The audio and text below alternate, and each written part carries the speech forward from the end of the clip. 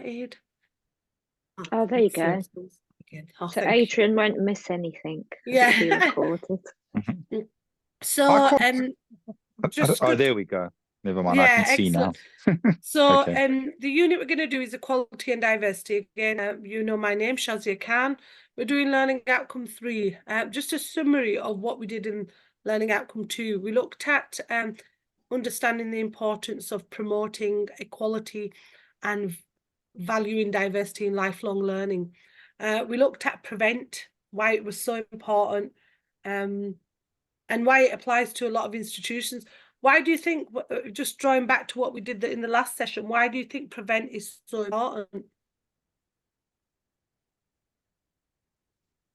Because I think it provides guidance if you are, obviously, if any of your students that you're working with have kind of any of those kind of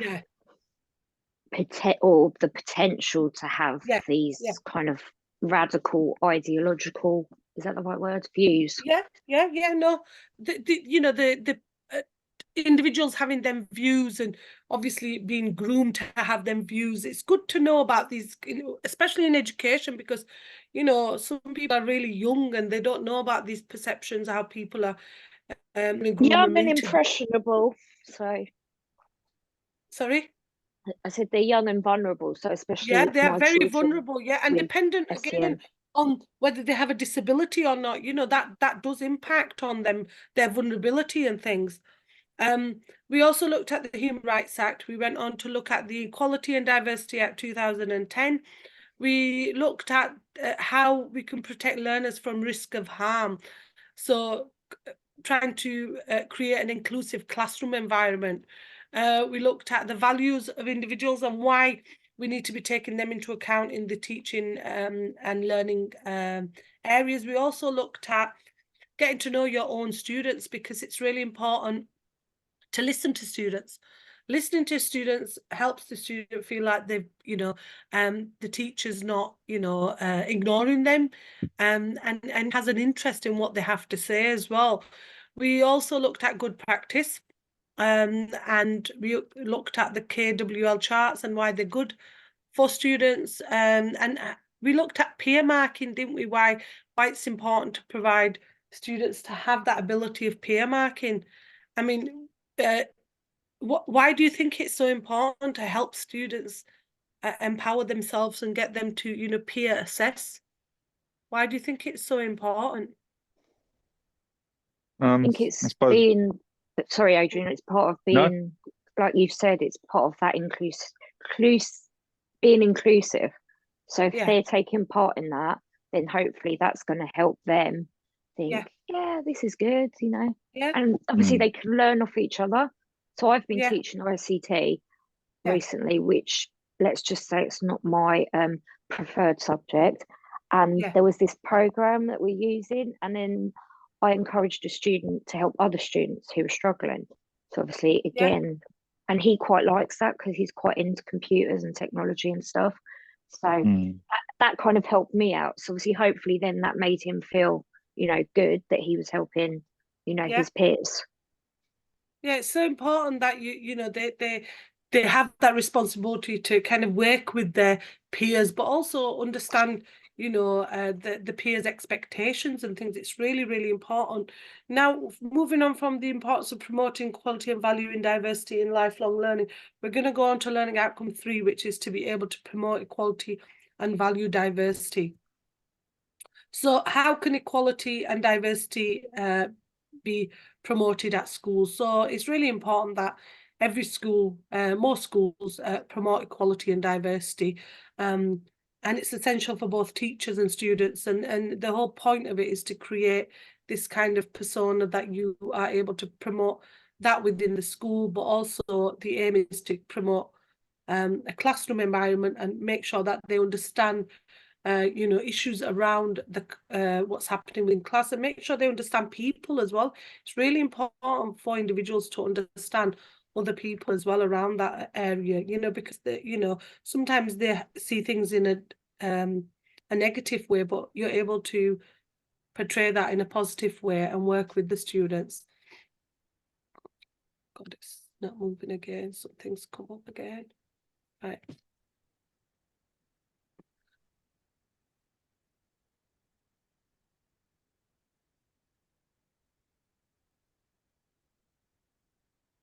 Right, so 3.1 is that's the next slide, isn't it? 3.1. Okay. Sorry, can you see that? Yeah? Is it clear for you? Yeah. Yeah, excellent. Yes. So 3.1 is to use communication strategies to promote equality and diversity. And there's lots of communication strategies that I use in diversity and promoting communication. And things like, handouts and activity sheets. Why are they so important in promoting equality and diversity? So I think when you're using like handouts or activity sheets, you're trying to, adapt it to obviously the learners within your class and obviously differentiate it accordingly. Well, that's what I do. Because they're all, they're all different. Do you differentiate it towards your learners then? Sometimes I will. So, for example, if the student's dyslexic, apparently it's better that they have text on like a yellow background because it's easier for them to read. So things like that. Yeah.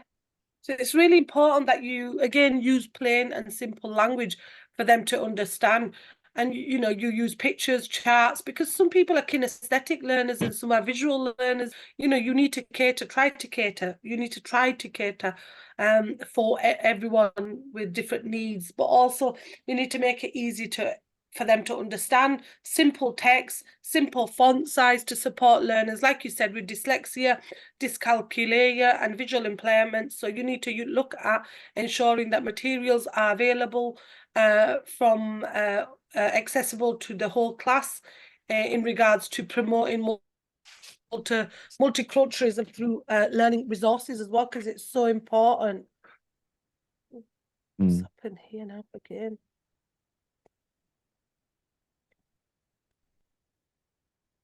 Low system resources.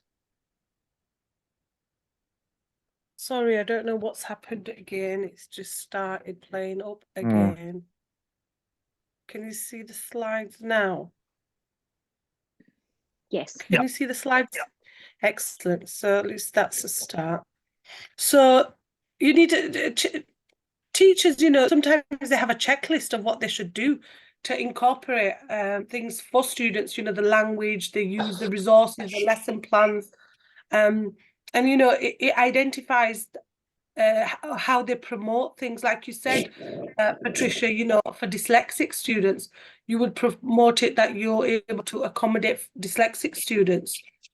3.1, use communication strategies. Again, communication strategies for who are deaf and partially, hearing issues. They use technology, text, email, PowerPoint presentations, handouts, face-to-face, face the students, so they may lip read. So if students are partially deaf, using a hearing loop as well. Why is it so important to keep a natural speed, but also speak clearly to the learner? So they can understand you. Yeah, and what other kind of resources would you use for a learner? If someone who's deaf or partially has hearing issues? I'd encourage. So we've got one with the hearing impairment in our school, and she obviously we encourage her to sort of sit at the front of the class. Yes. And she has this piece of technology, so the teacher always has to wear it. So then I don't know what it's called, but it's just a little device, and obviously then that makes her hear more clearly. Okay.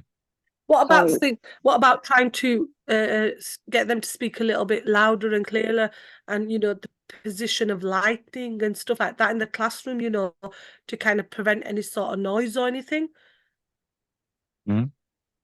Yeah, and speak clearly and slowly for them as well, that these kind of things, the resources are available for people with, you know, obviously visually impaired or hearing issues. Then we've got 3.1 as well, communication strategy for learners who have visual impairments. Again, sitting close to interactive whiteboards, braille worksheets, and that's used quite a lot where, you know, people are using braille worksheets because of the visual impairments. One-to-one support. Why is it so important to have one-to-one support for people that have visual impairments?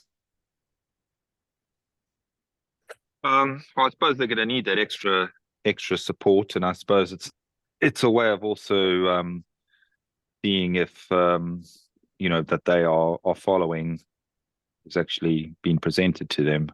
Yeah. And to check, you know, their understanding, so they don't kind of get lost in a class. Yeah, and sometimes people with visual impairments, do they feel quite isolated?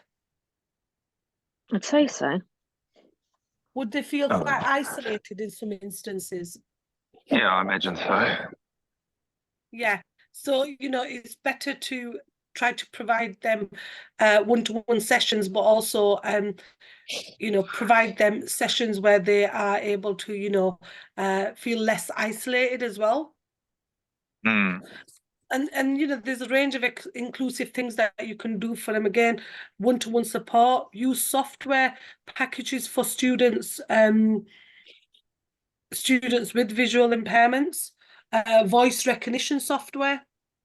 Essays, homework can be completed with ease. So, you know, give them extra time, because these are things that we do anyway, day to day.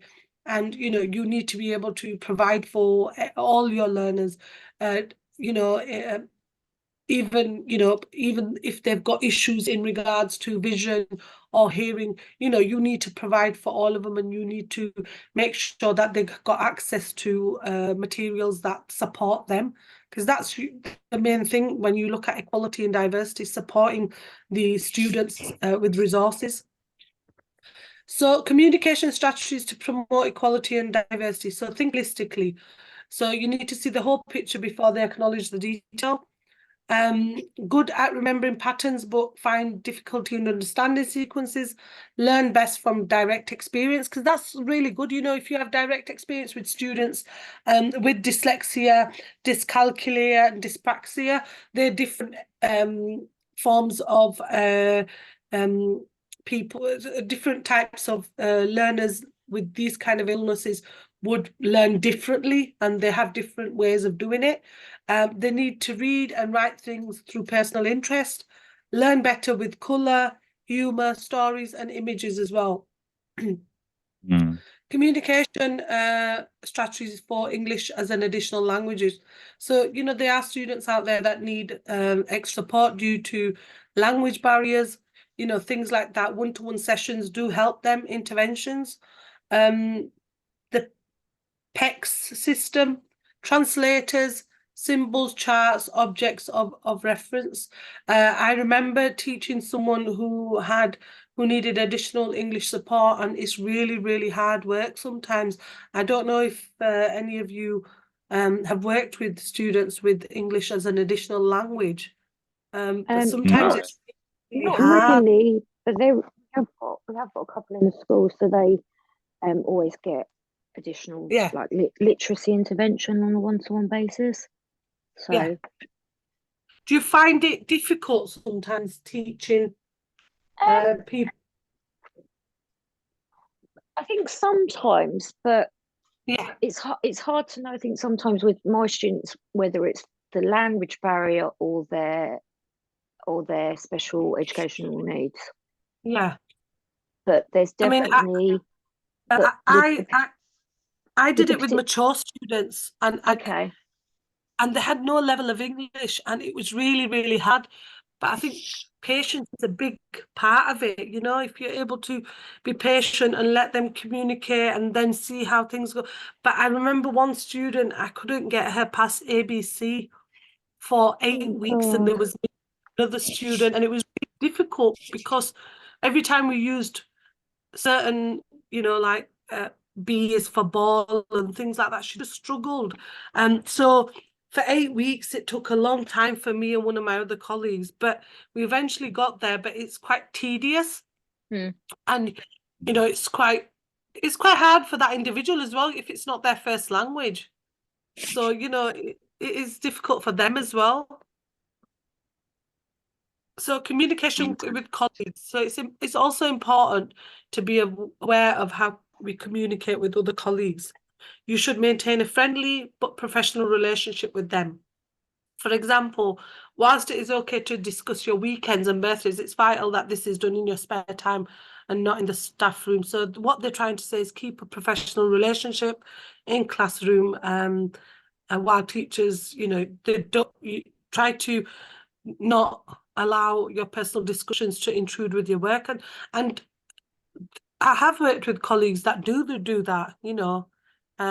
Sometimes you don't look at the environment and you do discuss personal things around it, but you've got to remain professional when it comes to having a relationship with students, because you're able to, you know, work with them professionally rather than, you know, them having issues around, you know, you talking about real, because do you feel like if you talk about your personal things in class, do you think students want to be involved? I think it's kind of, if you're doing that, you're kind of opening yourself up to all sorts of potential, you know, safeguarding, or the fact that the lines are getting blurry, and they might think then that that's okay to kind of ask you certain questions. You should have that boundary, shouldn't you? Yeah, you need that. You need that professional. And I think it's important that boundary is a good thing to have in place, because if you start, like you said, you open another can of worms, don't you? And they start asking you things. It's also they important. might start, you know, trying to find you on social media, and they want to be your friends and all that sort of stuff. So you just got to be really careful. We've had students always ask me whether I'm married or, you know, I've got kids and things like that. And I try to not divulge so much to them, because you've got to keep that balance, because, you know, you've got to have that barrier in place, because they can kind of breach and go over it a little bit. So they want to know everything then. It's important also to maintain. Sorry, what's that? I said 100%, because obviously with mine, obviously as well being SEN, they kind of sometimes don't know where those boundaries are. It's difficult, and I have a niece like that, and sometimes she doesn't know when to stop asking people questions. She's got special needs, but she just doesn't know when to stop, and then we kind of say, oh, you need to stop now, you know. But if she's not that sounds like my students. If she's not told, she won't do it. She'll just carry on. And she'll get into the personal questions, or are you married? Her favorite questions. She's got 3 favorite questions. Are you married? Are you happily married? And do you have kids? So they do ask that. Questions.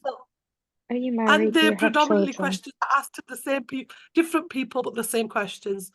And you've got to, it's difficult, like you said, in your situation, deal with students, you know. So, you know, when discussing, you know, it's important also to maintain respect and appropriate behaviour when discussing a learner's needs with other professionals, you know, their behaviour issues, looking at the learning environment for the student, and looking at, you know, how to manage their behaviour, and any sort of trigger points or anything. Why do you think it's so important to have that respect when looking at other students' needs and with other professionals? Why do you think it's so important?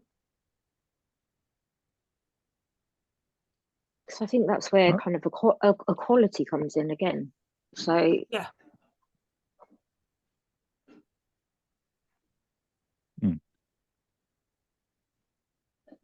Hello? Hello? Can you hear me? Yep. Okay. I'm back. So, but this should be done appropriately. So you shouldn't use unsavoury or derogatory language when discussing a learner's need, as this is disrespectful and may, colour another professional's attitude towards the learner with preconceptions already made. So you should not discriminate against anyone, or talk about a learner where there's any form of disrespectfulness, because that learner has to, you have to respect the boundaries as well. So use 3.1 to promote equality. Tips for AC 3.1 refer to section 1, learner outcome 4, AC 4.1. Include communication strategies for different types of learners, and then include an example of time you used these strategies to support your learners. 3.2, analyze how your own behavior can impact on an organization's culture in relation to equality and diversity. So the way you behave can have an impact on your organization's culture in relation to equality and diversity. The way you dress, why is it so important that the way you behave and your code of conduct, your policies you follow, why do you think it's so important within, your profession? Why? Well, I suppose it's all about respect, and having respect for the students, and then having respect for you, and I suppose that's why it's important to not to, I suppose, I don't really know how to word it, but just to not be too personal about things, and have that healthy boundary. Yeah. And how does, when we talk about dressing, how does that impact on students' behaviors, and whether you're how does your dress code actually in terms of how like does that impact on it? So what, in terms of like dressing? Sorry.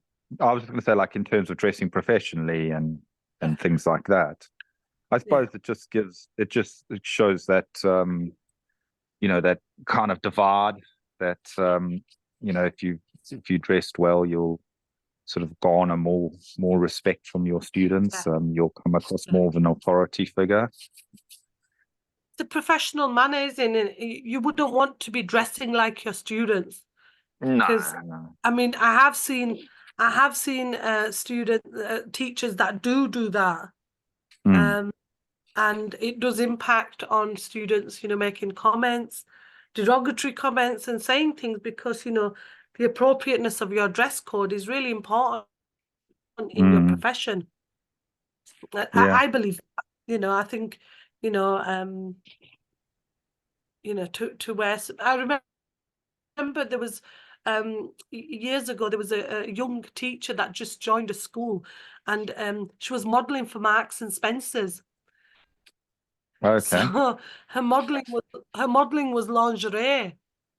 And all right. Yeah. So the school, I think the school had to tell her that she either had to have a job as a teacher, because students were coming back with pictures of her, and she was like on the image of. Yeah, so it was quite not derogatory. I think it wasn't acceptable in their code of policy, code of practice. You in can't. regard to.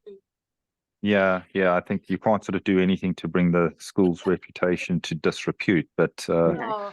I don't know. I don't know. Especially when in this day and age, I don't think Marks and Spencer's is particularly racy. So probably quite tame. Quite tame, yeah. Yeah, compared to some things. But anyway, I don't need to comment on that. But I think dressing professionally, and obviously dressing acceptably is a good thing, in any profession, to be honest. Acting as a role model is really important. So behaving in a certain way, respectful, using languages and expressions. If you are a role model for someone, it's really good. The students are looking up to you and saying, oh, Patricia was really nice, or Adrian was really nice, and they work really well. I like their work ethics. I like the way they are, and they talk to me nice, and things like that. And it does bring, it does play a big role for students. And if you're a role model for them, you know, you're able to, they respect you for that, what you've done. Looking out for well-being of staff and learners. Again, well-being is really important. Taking messages to other classes or picking things up that you've dropped. Well-being is really, really important for staff and learners.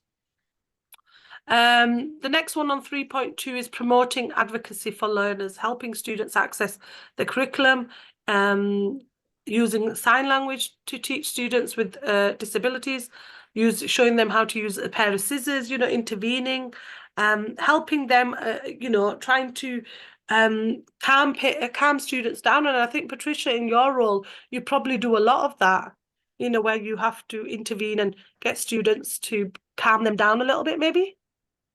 100%. Very often. Because you probably have to be quite patient with them, don't you? Oh yeah, that's definitely something I need. There's 3 particular students in my sixth form.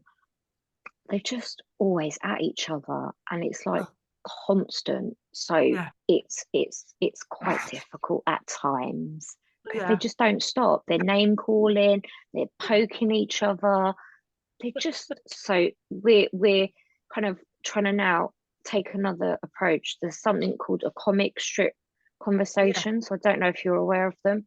So it's basically you're trying to identify like a scenario, and then you actually kind of draw it out visually. And the idea behind it is that they put themselves in the other person's shoes, which obviously for my students, it's quite difficult. And then you put like what the individual might be feeling and what they might say. So we're going to try that, and hopefully we might have some success. We hope so.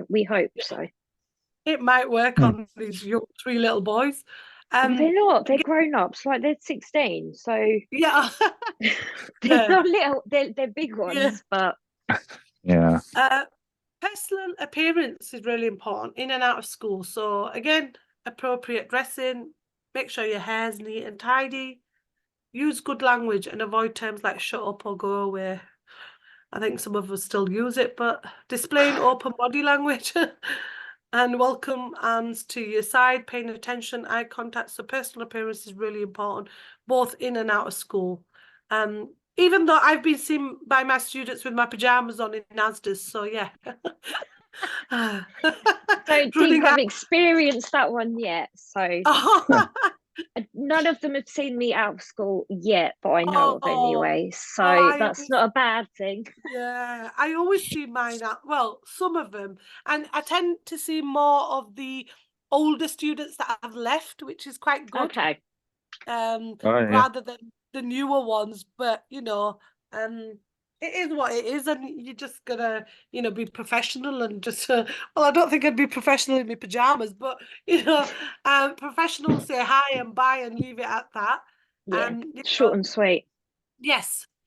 So tips for AC 3.2: analyze your own behavior, because it's really important. You need to identify an impact on your own behavior, and you know, identify with your learners and colleagues. What do you do? How do you behave? How do you portray yourself? How do you promote, you know, advocacy, behavior, well-being? How you dress? How you follow the code of conduct, you know, code of ethics? How you portray yourself with students? Professionally. So these things need to be taken into account when you're working in that profession. And sometimes, you know, it is we are in a profession where it is difficult sometimes to, you know, try to get everything through. 3.3, explain how working with other agencies promote diversity. So you work with external agencies to support educational training, organisations, social services, community, nurses, dentists, GPs, police, educational psychologists, speech and language therapists. Is there any other external agencies that you may be aware of that you work with? I think you've got them all there. Yeah. And it's good that the links are there for the support within the educational organisation, because, you know, you have nurses there to support young children, social services if they're looked after children, or if there's any issues with any sort of children or any sort of resources that you need. GPs, educational psychologists, speech and language therapist is a big one that's used quite a lot within, you know, students that have Hello, can you hear me? Yep. I don't know why it was gone now. Students that have, issues with language therapy, community nurses are really helpful within a school. But sometimes I do know, I have a friend who's a community nurse within a school, and she said she's inundated with about not just 700 students, but with like staff members as well. So it's quite hard for her. She said sometimes the resources are not sufficient. And they don't like to take too many staff on. So she said it is a struggle trying to get through all the students. And at one time, she said there were lots of safeguarding issues just like within a month. And it was quite heartbreaking and quite a hard job to do.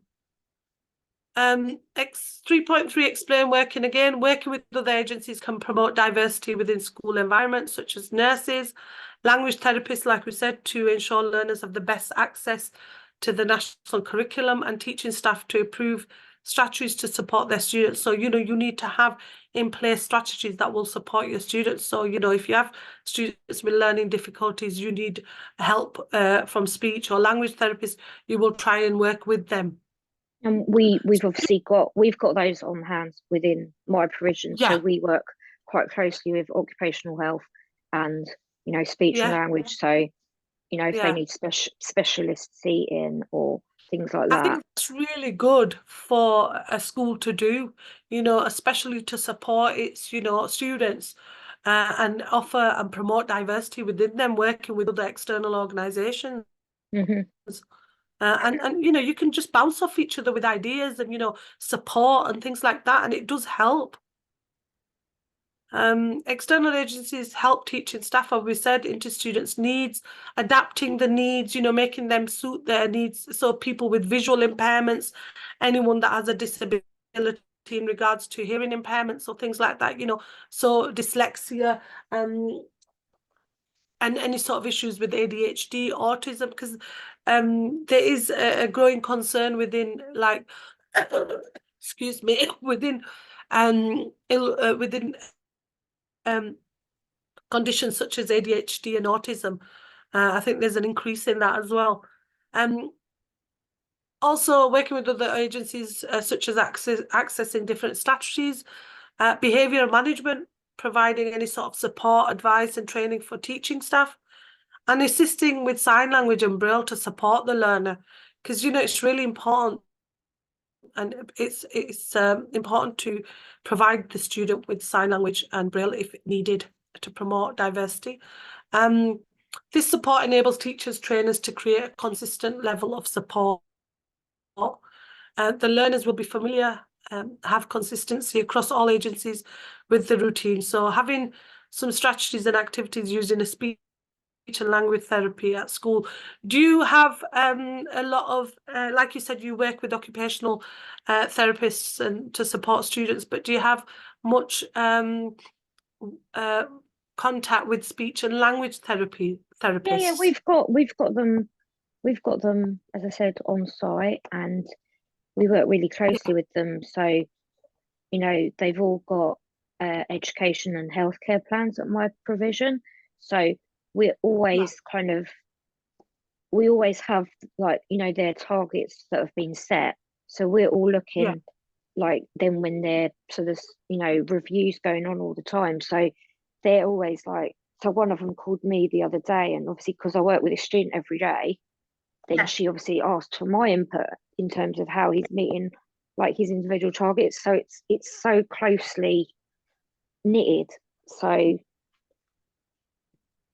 do you think that schools providing this sort of relationship with external organizations helps schools?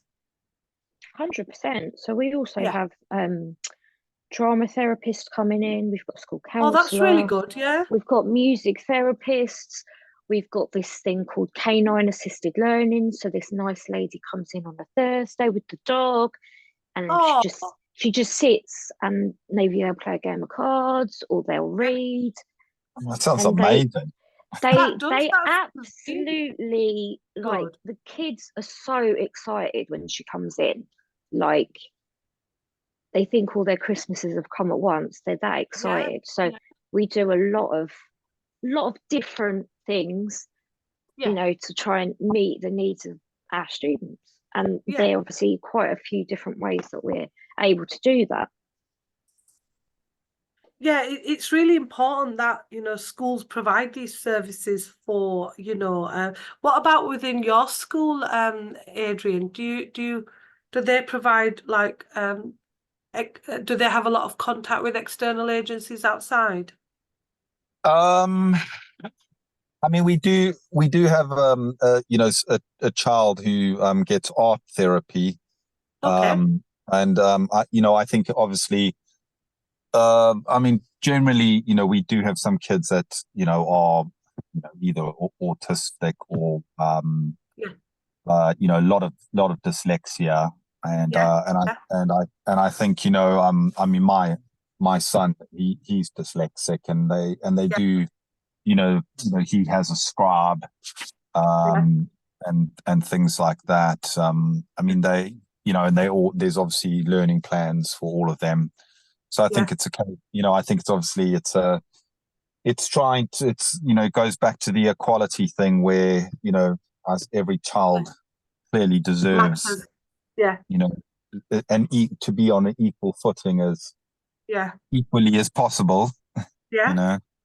Yeah, and you know, every child, the importance of the Children's Act was that every child matters. It matters. So you know, as an establishment, you have to work with, you know, a selection of external agencies to promote the diversity, to promote, you know, equality, and also, you know, to promote you know, utilize their services, because some services, you know, you have educational psychologists, you have occupational therapists, like we said, physiotherapists, you know, people that don't have problems with, you know, walking, things like that.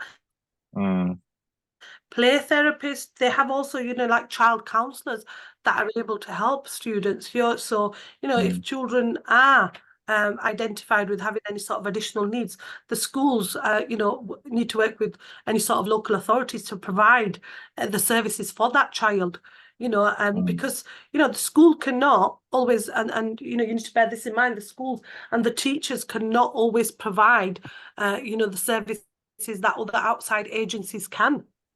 No. You know, even like you said, Patricia, bringing the dog in and things like that, it helps the student, doesn't it? The learner is, like you said, they're more happy, like the Christmases has come together. Yeah. So, you know, it does play a big role in trying to, you know, create this support mechanism, but it also helps them, you know, identify, you know, a routine for them as well, and try, you know, if you have someone coming in all the time, or if you have a speech therapist, it helps them, you know, try to improve their, you know, disabilities or anything. So it is, you know, it's good to have external agencies in to work with schools. So tips for 3.3 is here you need to identify different types of agencies you work with, then explain how you promote diversity within your own organization. And for example, how do these agencies support you with different strategies, training, behavior management, you know, working with occupational health, working with educational psychologists, you know, learning and support, you know, speech therapy, and how has this helped you to support your learners? So you need to be looking at in regards to that today. So we looked at different communication strategies to promote equality and diversity. We also looked at, analysed how your own behaviour can impact on an organisation's culture in relation to equality and diversity, and also looked at, explained how working with external agencies can promote diversity. So these are some of the references that you could use in regards to the session we've done today, which is Learning Outcome 3. So you've got communication strategies and their links. You can actually go on to them and they will take you to the link, and 7 ways to support diversity in the classroom with some examples. We've finished Learning Outcome 2 now, 3. The next learning outcome is learning outcome 4. Have you got any questions before we finish the session? No, I think that was Okay? quite good. Yeah. Sorry about the issue with the computer and things. Sorry about that. No Can problem. I just ask one thing? Yeah. So I've got the you said you were working on the an assignment sheet for us. Yes. Did you manage to? Yeah, what I'm gonna do is they haven't got back to me, so I'm gonna email them now as I get off here. Once I've emailed them, if I find anything else out, I'll tell them to email yourself, because I only work like on a Wednesday with yourselves and stuff. So I'll get them to email you It's once just because out. there's a like an assignment sheet on Moodle, the front sheet, and it keeps saying about cross-referring to Unit 1, but obviously I haven't done Unit 1 yet, so. So don't worry about that, but we'll go through the assignment discussion towards next week is learning outcome 4. Then after that, I think it's the assignment discussion, which we'll go through, and I'll email today UK Varsity and find out what's going on. Okay. Yeah, that would be helpful. Amazing. Have any of you got any other questions or anything? No, I'm all good actually. Yes, likewise. Thanks. And I will see you in next week's session. Brilliant. Thanks, Shazia. Have a nice week. Thank Have you, a nice week. Shazia. Bye, Adrian. You too. Bye. Bye. Bye.